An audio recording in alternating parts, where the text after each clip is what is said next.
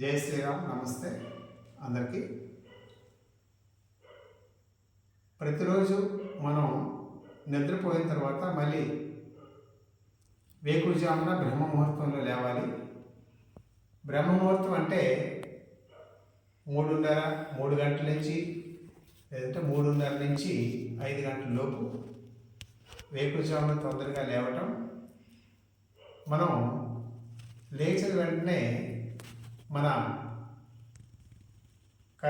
అరచేతుల్ని ఓం కరాగ్రి వస్తే లక్ష్మి కరమధ్య సరస్వతి కరమూలి స్థితి గౌరీ కరస్పర్శన శుభముకురని మనం కరదర్శనం చేసుకొని, అలాగే భూమాతకి, మన భరతమాతకి, గోమాతకి, మన జన్మనిచ్చిన తల్లిదండ్రులకి, పితృదేవతలకి, పెద్దలకి, పేరెంటాలకి, దేవతలకి, మునులకు, ఋషులకు, మహారుషులకు, అలాగే కారణజన్ములకు, అవతార పురుషులకు, అలాగే పంచభూతాలకి, అష్టదిక్పాలకులకు, ఈ యొక్క ఆది మధ్య అంతములైనటువంటి ఈ సృష్టి అంతటికీ మూలాధారమైనటువంటి ఓంకార బీజ శక్తి స్వరూపులకు మనం ప్రణామాలు చెప్పుకొని మనం ఇప్పుడు కూడా మన ఉదయం పూట లేచేటప్పుడు లేవాలి.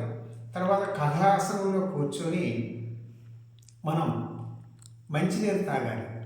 ఒక లోటాతో కానీ అదే ఒక చెంబులో కానీ వెడల్పుగా ఉన్నటువంటి పాత్రతో మనం తాగాలి.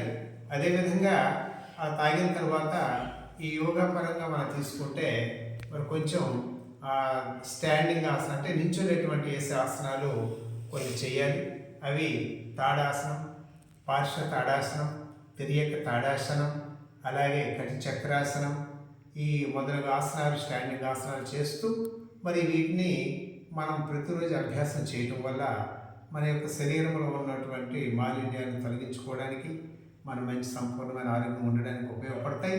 మరి ప్రతిరోజు వేకువజామున లేవగానే ఎవరైతే కనీసం ఒక లోటాతో ఉన్నటువంటి ఏదో ఒక చెంబుతో కానీ సరిపడా నీరుని మనం ఎప్పుడైతే తాగుతామో ఆ నీరు ద్వారా మన ఉన్నటువంటి లోపల ఉన్నటువంటి ఆ ప్రేగుల్లో శుద్ధయి మనకి మలబద్ధకం అనేటువంటిది లేకుండా మరి అదొక దివ్య ఔషధంగా ఆ మంచిది తాగడం వల్ల మనకు చాలా ఉపయోగపడుతుంది.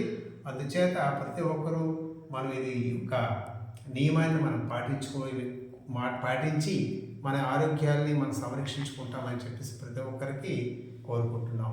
జై శ్రీరామ్, జై హింద్.